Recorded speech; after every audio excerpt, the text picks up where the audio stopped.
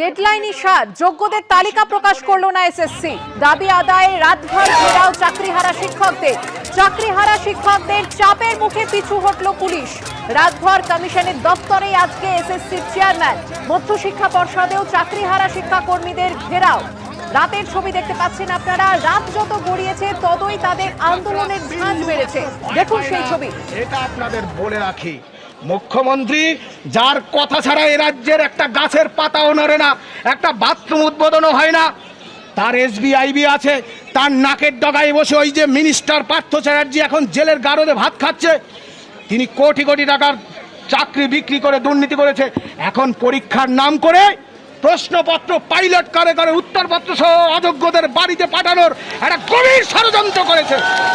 আমরা যোগ্যরা আমাদের রক্ত দিয়ে হলেও, আপনাদের বলে দিয়ে আমরা নিরস্ত্র শিক্ষক, আমাদের রক্ত দিয়ে হলেও মুখ্যমন্ত্রীর এই ষড়যন্ত্রকে আমরা রুখে দেব। সেই রুখে দেওয়ার জন্যই আমরা এসেছি।